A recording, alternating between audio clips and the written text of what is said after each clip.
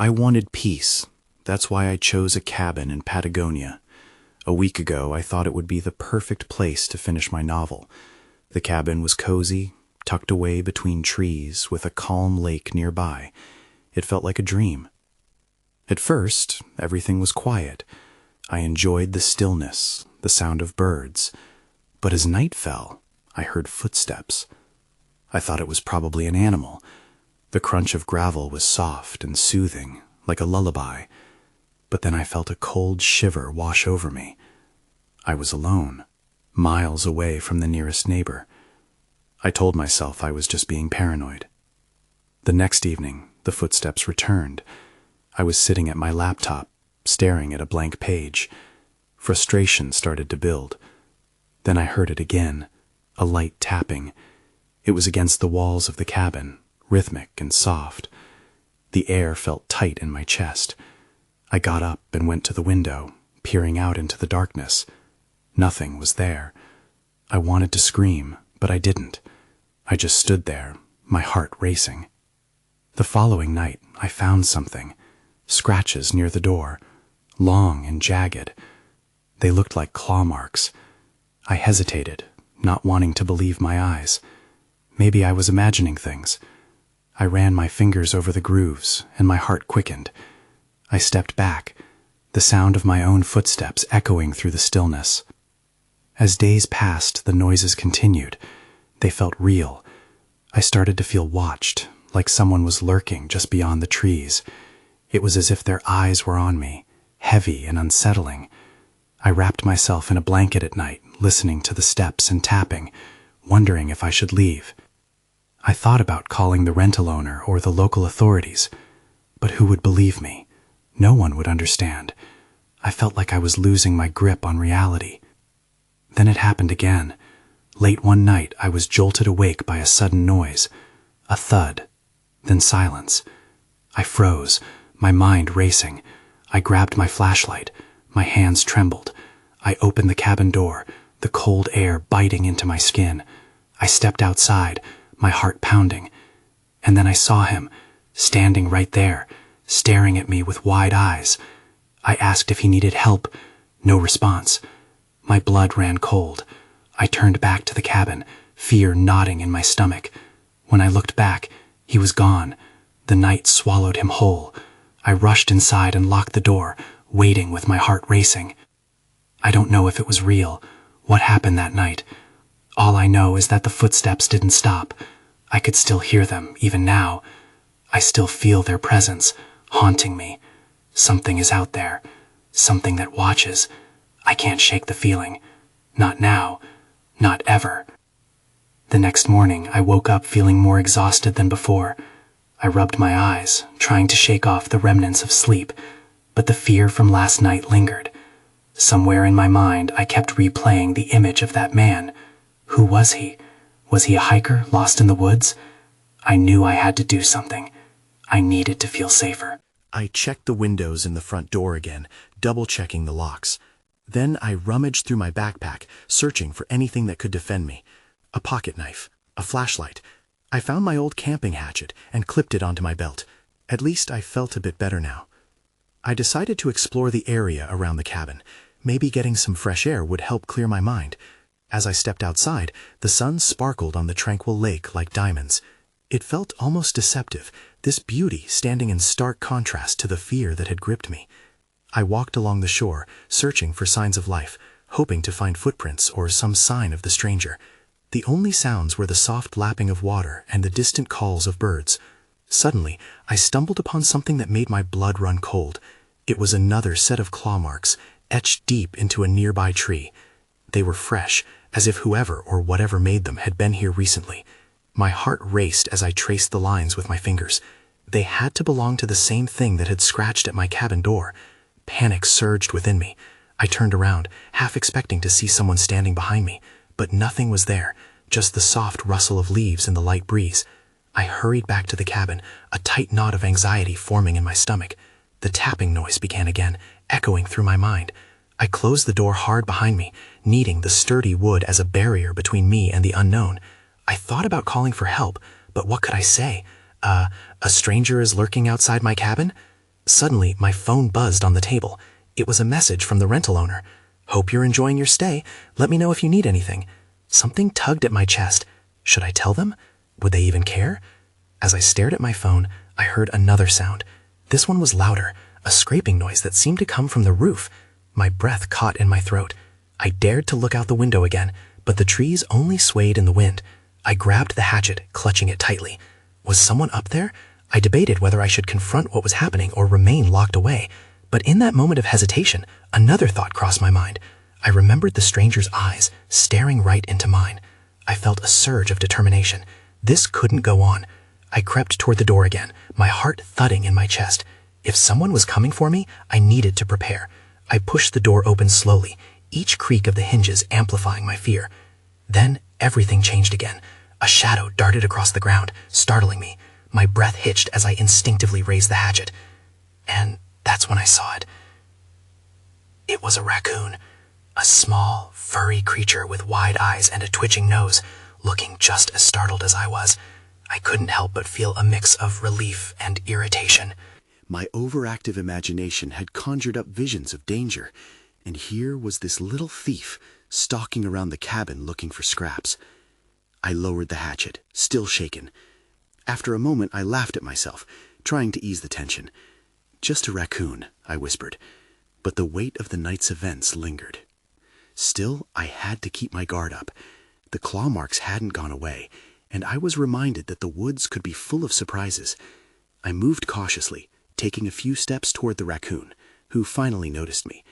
It bolted into the trees, disappearing in an instant. As I turned to head back into the cabin, something caught my eye on the ground. Fresh mud prints trailed away from the edge of the porch, leading deeper into the forest. They were not small animal tracks. They were larger, more deliberate. My breath caught in my throat again. I knelt down, studying them closely. The prints were wide, with deep indentations, the kind that would belong to a man. I quickly scrambled back up, panic striking me like a cold wave. Were these the footsteps of the stranger? Had he been watching me this whole time? The realization sent chills down my spine. I darted back into the cabin, slamming the door behind me. I leaned against it, trying to calm my racing heart. I couldn't stay cooped up forever. With every passing moment, I felt like I was being lulled into a false sense of security. I scanned the room, searching for something, anything that could help me feel more equipped. That's when my eyes landed on a dusty old map sitting in a corner. I hurried over and opened it. It was a topographical map of the area, and it showed nearby trails, lakes, and little else. My mind raced with thoughts. If I was going to get out of here, I needed a way to navigate. A plan was forming. Just as I was about to put the map away, I noticed a small handwritten note stuck to the back. "Beware the darkness," it read. "Something roams these woods at night." A cold sweat broke out on my forehead. I felt a chill that had nothing to do with the drafty cabin. I stuffed the map into my backpack, clutching the hatchet tightly in my other hand. Then it came again. Soft, deliberate sounds outside, almost rhythmic. I couldn't tell where they were coming from, but they were getting closer. My heart pounded loud enough to drown out everything else. I had to make a choice. I could hide and wait, or I could go into the woods, follow the prints, and confront whatever was out there. I took a deep breath, the decision weighing heavily. But just then, the door rattled violently, and a voice called out, "Hello? Is anyone in there?" My stomach dropped. Someone was at the cabin. But who? The stranger? I was frozen, unable to respond, the fear creeping back in. The voice repeated, "Hello? I can hear you in there." It was a man's voice, rough and impatient. I had no idea who it was, or if they meant me harm. I pressed my back against the door, breathing shallowly. The voice kept calling, but I couldn't form words. I glanced around the cabin, looking for a place to hide or something to use. The fireplace was empty, the windows dark and foreboding.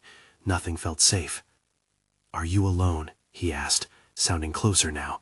I held my breath. My heart raced again, pounding in my chest like a wild drum. I could feel the floor vibrating beneath my feet with each thump. On instinct, I reached for the hatchet on the table, its cool metal grounding me, reminding me I had some measure of strength. I thought about what the note said. Beware the darkness. Was this man part of that threat? Suddenly, the doorknob rattled again, more vigorously this time. "Open the door! I just want to talk!" His voice was urgent, but edged with a hint of panic. I couldn't trust him. I had to know if he represented any danger. "Who are you?" I shouted back, my voice trembling despite my attempts to sound brave. There was a pause. "My name is Rob. I know you're in there. I saw you come in earlier." I didn't respond. Rob? Did I know this man? What did he want from me? My thoughts darted back to the claw marks outside. This could all be part of a larger trap. "Please, I'm not here to hurt you. I meant you no harm," he continued, his voice softening. "But things aren't safe out here anymore. They're hunting." Hunting. The words sent a jolt through me. I glanced at the map in my backpack, remembering the note. It all came rushing back. The shadowy threat lurking in the woods was real. "I'm serious," Rob called. "You have to let me in. It's not just you out there anymore. There's something else. You need to hear this." My instincts screamed at me to stay silent, to trust my gut, but I also felt a strong urge to know what he knew. That could be my ticket out of this nightmare. I took a deep breath, contemplating my next move. "Why should I trust you?" I finally replied. "Because I've seen what's out there," he said, urgency creeping back into his tone. "The prints you found, they're not just human. There's something more, something twisted. You won't survive if you stay holed up like this. You need help." That grabbed my attention, but fear still loomed over me like a thick fog. I needed more than just words. I wanted a plan, a way to escape whatever horror lied in the darkness of the woods. Then I heard something faint, the buzzing of a low growl. It was barely audible, but it made my blood run cold. My gaze darted to the window, and that's when I saw it, eyes glinting in the shadows. "I don't have much time. I can't hold them off long. Let me in," Rob shouted again. Panic surged through me. Something was out there. Would I risk opening the door to Rob in hopes he could save me, or would I seal my fate in this cabin? I gripped the hatchet tighter, weighing my options. I could hear the low growl now, more distinct, rumbling like distant thunder. My instinct screamed at me to stay put, trapping me in a painful tug-of-war between fear and curiosity. "Please," Rob's voice shook through the door again. "I don't know how long I can keep them back. Let me in." I took a deep breath. My heart pounded against my ribs, but something about his desperation connected.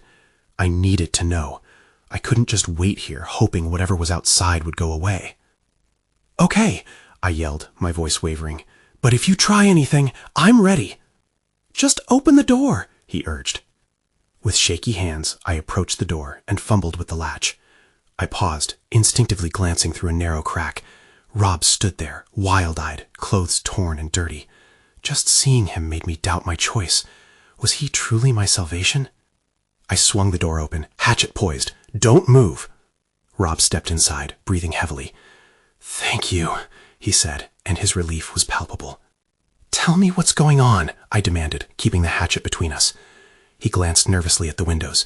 "It's safe in here for now, but we can't waste time." He quickly pushed the door shut, sliding the bolt into place. "What do you mean, hunting?" I pressed. "They're not just wild animals. There's something else. They've been transformed, and they hunt like a pack. You'll hear them coming, but by then..." His voice trailed off, face pinched with fear. "That growl?" "Exactly." Suddenly, the growl grew louder, vibrating through the cabin walls. My stomach dropped. "We need to barricade the door," I shouted, panic creeping in. We rushed to the furniture, moving the table against the door. "Is that enough?" I asked, breathless. "Maybe," Rob said, his eyes darting toward the dark corners of the room. "We just need a little time." As we secured the barricade, I caught a glimpse of something out of the corner of my eye. The shadows near the window shifted. I turned abruptly, but nothing was there, just the creeping darkness. "What was that?" I breathed, fear tightening in my throat. Rob shuffled closer, sliding down to crouch beside me. "They're out there. I can sense them." Before I could respond, a low growl reverberated closer, shaking the walls. My heart dropped. "Does this thing hold?" I whispered. Rob looked at me, eyes wide with uncertainty. "We have to stay quiet. If they know we're here, we're as good as dead." Another thud. It rattled the door harder this time, and I pressed my back against the wall, gripping the hatchet with both hands. My breath hitched as I stared into Rob's intense gaze. "Just hold on," he said, though his voice quivered with dread. But as I stood there, frozen in fear, a new sound echoed in the cabin, a heavy scraping against the wood, like claws dragging across the panels. And then it went quiet. "Don't move," I whispered. That's when I noticed it, an unmistakable silhouette outside the window, watching. I held my breath, every muscle in my body tense. The silhouette was still there, unmoving, just beyond the window's murky glass. Fear grazed at my thoughts, twisting and pulling until I felt dizzy. "What is it?" Rob murmured, as if sensing the change in the atmosphere. "Something's out there," I whispered, barely able to force the words out. The shadow contorted slightly, its shape just out of my grasp. It looked almost human, but something about it felt wrong. Too long, too thin. I focused, trying to catch a glimpse of its features, but all I saw was the darkness surrounding it. Then, without warning, it turned and hurried away from the window. My instincts kicked in. "Did you see that?" Rob nodded, eyes wide, holding on to his breath. "What the hell was that?" I peered out again, but the figure had disappeared into the surrounding gloom. I felt a wave of nausea wash over me. "I don't know," I said. Thud. The door shook violently, splintering the air with sharpness, dragging us back to our grim reality. "They're here," Rob hissed, panic flashing across his face. "More than one?" "Definitely," he said, moving to the side of the door, readying himself for the next hit. "Get ready," I said, gripping the hatchet like it was my last line of defense. Thud. Again the door shuddered, causing the table we had barricaded to slide. I felt its weight shifting under my feet. "Brace yourself." I knew we didn't have much time. We needed something more than just furniture to keep them out. "Do we have anything else to use? Is there anything sharp?" "Under the sink," Rob replied, darting toward the tiny kitchen area. I stayed close to the door, eyes darting from the window to the door, half ready to swing the hatchet. As I heard Rob rummaging behind me, another thud reverberated, harder than before. "Come on, hurry," I pleaded, desperate. Just then, the lights flickered. My heart sunk as I realized the power was failing. "Got it," Rob yelled, holding up a pair of butcher knives, their blades gleaming ominously in the dying light. "What now?" "Can you use those to help hold the door?" I asked. "Maybe we can shove them through the handle." Rob nodded, quickly positioning the knives into the wood, hoping they would create some resistance. Suddenly, the creature outside let out a bone-chilling howl that drowned out everything else.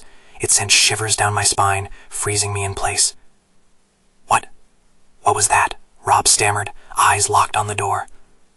"Whatever it is, it's not hunting like an animal," I said, voice shaking. "We need to get out of here." There was a moment of heavy silence, then another thud hit the door, harder this time. The whole cabin shuddered. Then I saw it again, the shadow, darting near the window, almost too quick for the eye to catch. This time it paused, and I could make out distorted features, a grotesque mask of a face. That's when I knew this wasn't going to end well. The howl echoed around us, a low, unearthly sound that felt wrong, like it shouldn't belong to this world. I exchanged a terrified glance with Rob. I could see the color draining from his face.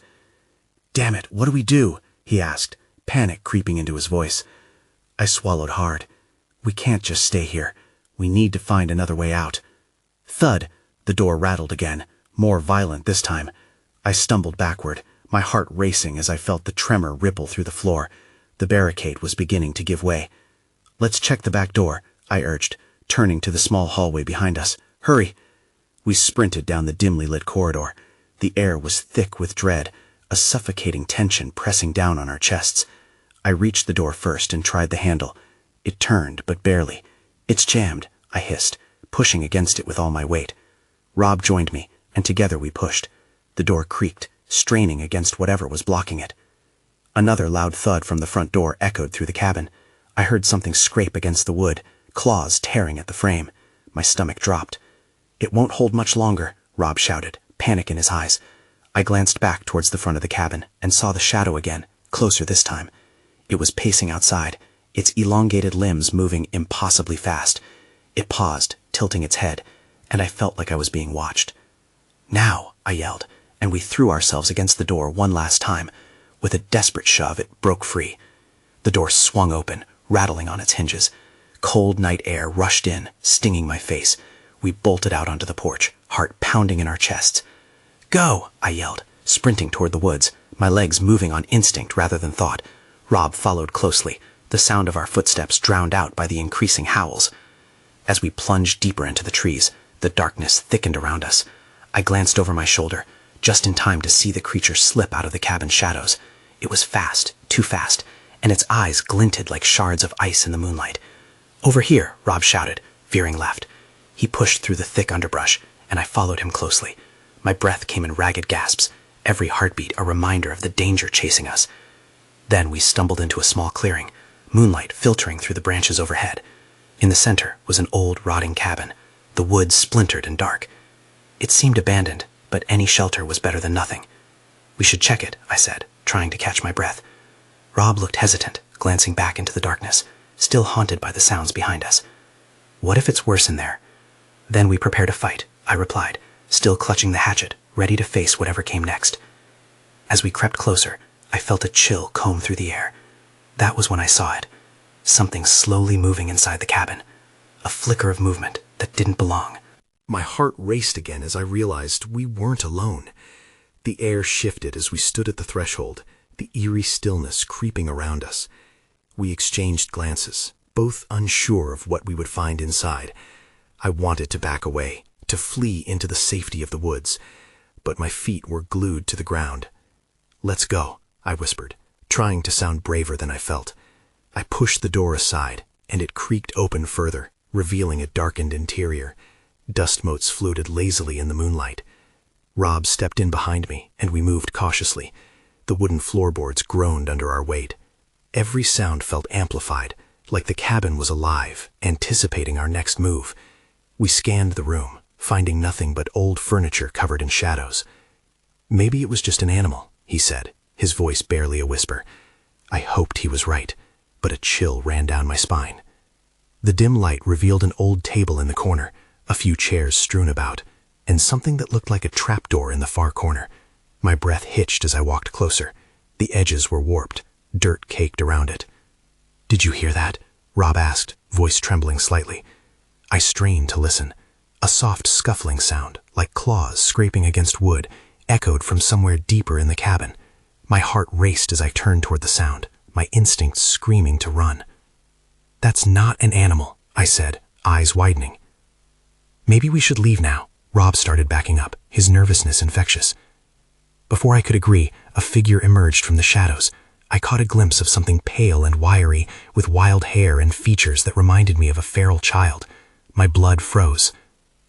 "Who are you?" I croaked, stepping back instinctively as the figure regarded us with wide, haunted eyes. The person didn't respond, just stared, breath shaky. It was too thin, too ghostly, and the night wrapped the room in an uncertainty I couldn't shake. Rob gripped my arm, nerves crackling between us. "This is bad, Sarah. This is really bad." I could feel the panic rising in my throat. Forcing myself to breathe, I tried to think. "What do we do?" Suddenly, the trapdoor creaked open slightly, a movement that pulled my gaze away.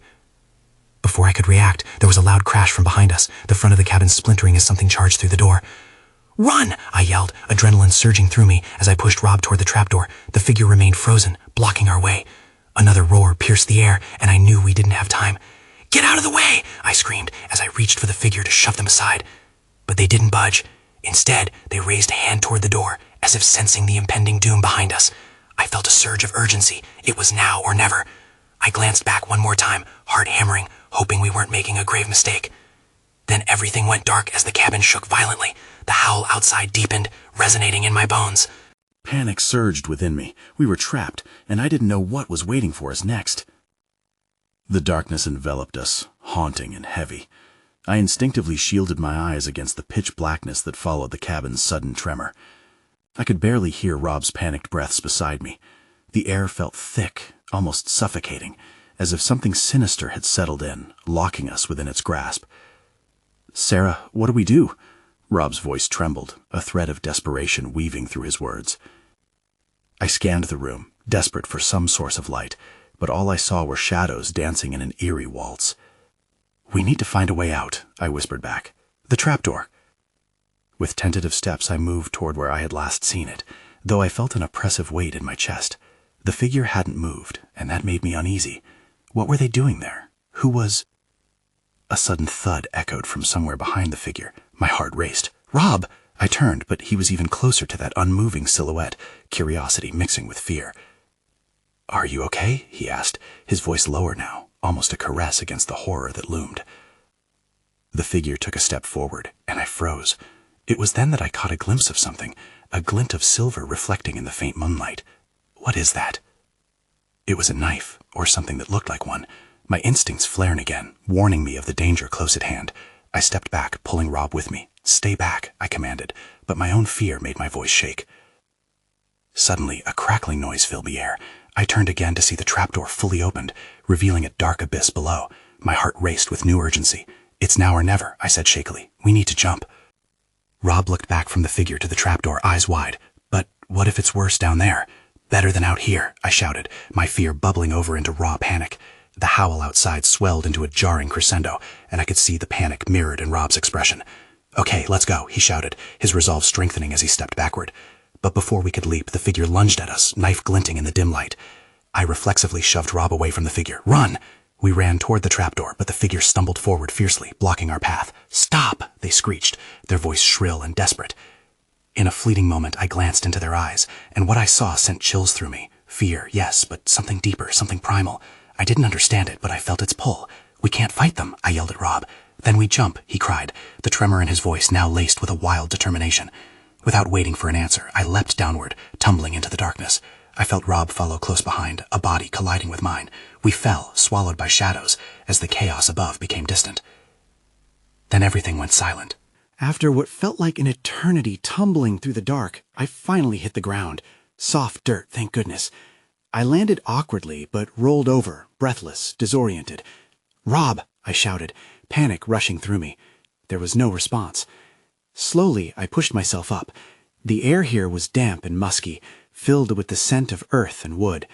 I fumbled for my flashlight, relief flooding over me when I found it still in my pocket. I clicked it on, the beam piercing through the darkness. The light revealed a small underground chamber, its walls damp and uneven. I took a moment to gather my thoughts, trying to calm the racing of my heart. Where was Rob? "Rob?"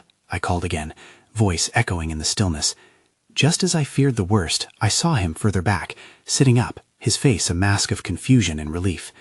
"Are you okay?" he asked, brushing dirt from his clothes, glancing around the dim space. "What just happened?" "I have no idea," I replied, eyes wide as the reality of our predicament hit me. "We need to keep moving. Whatever was up there," I hesitated. "We can't let it find us again." The air felt thick, stifling against my skin. I took a cautious step forward, my flashlight bobbing with my movements. The tunnel stretched deeper into darkness, beckoning us with quiet uncertainty. I had no real sense of direction, but instinct pushed me to keep going. "You sure about this?" Rob said, hesitating. "What if it leads to—" "The only way to find out is to go," I interrupted, already setting off. "We can't stay here." Silently he nodded, and together we ventured deeper into the tunnel, our footsteps soft against the ground. Shadows danced on the walls as the beam of my flashlight flickered, betraying my unease.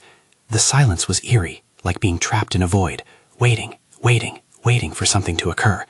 Suddenly, we reached a fork in the tunnel. I hesitated, anxiety pooling in my stomach. What now? Left or right? "Maybe we should split up," Rob suggested, an edge of desperation creeping into his tone. "That way one of us can scout ahead. We'd have a better chance of—" "No, we stick together. I'm not going to let you wander off in this dark," I interrupted, stubbornness creeping into my voice. "Let's go right." "Okay," he replied, slightly subdued. "But if it doesn't work, then we'll regroup." We turned right, our path winding further into the gloom. Moments passed, each second stretching into eternity, until I began to feel like we were being pulled deeper into a labyrinth, an unseen thread leading us towards something dreadful. Soon the walls of the tunnel seemed to close in around us, the air growing oppressive. Then I heard it, a low growl echoing just beyond the reach of the light. My heart plunged, and I turned to Rob just as he glanced back at me, both of us wide-eyed with dread. "Did you hear that?" I whispered, an urgency in my tone that I was trying desperately to suppress. "I did," he replied softly, brow furrowed with worry. "What is it?" Before I could answer, another howl echoed, this time closer. We spun toward the sound, and my breath caught in my throat. "We have to move." Picking up speed, we pressed onward, dodging low-hanging roots and dodging against the damp walls. The sounds of pursuit grew louder, a cacophony of foreboding. All at once, the tunnel began to widen, opening up into another chamber, the ground uneven, strewn with broken stone and remnants of the earth. A flicker of movement caught my eye. I turned, pointing my flashlight toward what could have been shadows or figures. My heart raced as I caught a glimpse of them, faces twisted in fear, lips curled in silent screams. They were lost, disoriented, just like us, yet somehow more hollow, like husks of what had once been human. "What the—" Rob gasped, stumbling back against the wall as the realization set in. Something in me believed we needed to help them. I thought we could find a way back. But before I could voice that idea, the howling erupted again, deafening, raw, drowning out all thought. "No, we can't stay," I shouted, but the figures reached out, grabbing at the air as though they could hold on to us, dragging me back toward their haunting pleas. "Just run," Rob urged, fear lacing his voice. We tore ourselves from the grasp, racing toward the nearest tunnel exit I could see shimmering in the dim light, the howling fading behind us. And then we broke free. Emerging from the tunnel felt surreal. The shock of cool air hit us like a wave, and the moonlight was almost blinding. We stood at the edge of the woods again, heartbeats frantic as we turned back, expecting to see the shadows racing toward us, but there was nothing. Silence fell over the night. "Where are we?" Rob gasped, trying to catch his breath. "I don't know," I admitted, scanning the surroundings, "but we need to keep moving." As we took off again, there was an unsettling question gnawing at the fringes of my mind. Had we left that horror behind, or had it merely quieted, biding its time? I couldn't shake off the feeling of being watched, that something still lurked just beyond the trees, hidden from sight, waiting for the right moment to strike. For that night, though, we pressed ahead. Each moment made my skin crawl, but we were alive, and we had escaped, for now. After that, life went on, but I often think about that cabin in Patagonia, the growls, the darkness, the figures lost in time. I never returned, and some nights I lie awake, wondering if those claw marks were real, or just my imagination running wild. Sometimes I can still hear the echoes of howls in the woods, but I try not to dwell on it. I try to live as normally as I can, haunted by what I can't explain.